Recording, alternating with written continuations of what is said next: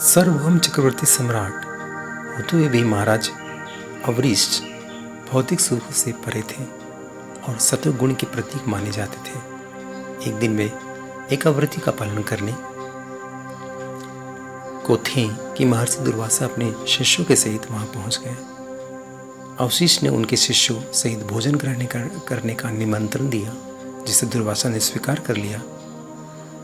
कहा, ठीक है राजन, हम सभी यमुना स्नान करने जाते हैं और उसके बाद प्रसाद ग्रहण करेंगे। महर्षि के लौटने में विलंब हो गया और अवरीश के व्रत पालन की घड़ी आ पहुंची। राजगुरु ने उन्हें परामर्श दिया कि आप तुलसी दल के साथ जल पीकर पारण कर ले।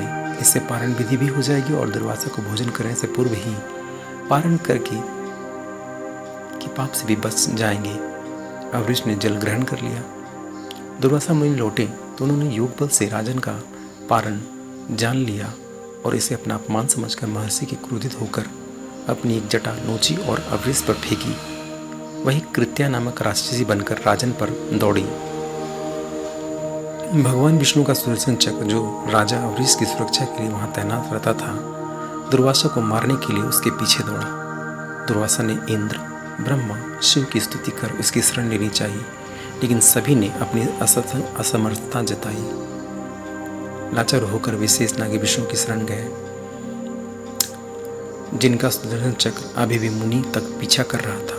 भगवान विष्णु ने यह कहकर व्यवस्था जताई कि मैं तो स्वयं भक्तों के वश में हूँ, तुम्हें भक्त अवरीश की शरण में जाना चाहिए, जिसे निर्दोष होते हुए भी तुमने खुद वश प्रताड़ित किया है।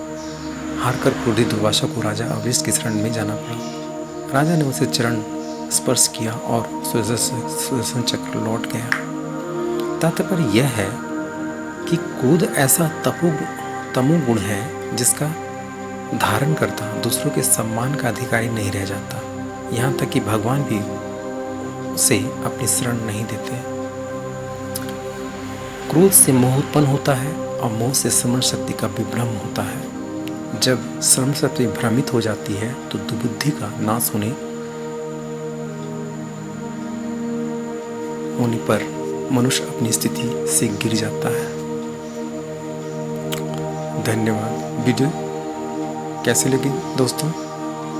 ज़्यादा से ज़्यादा अपने दोस्तों परिवारों से सब्सक्राइब करें, इनमें कई बातों को अमल करें ताकि जीवन की समस्त समस्याओं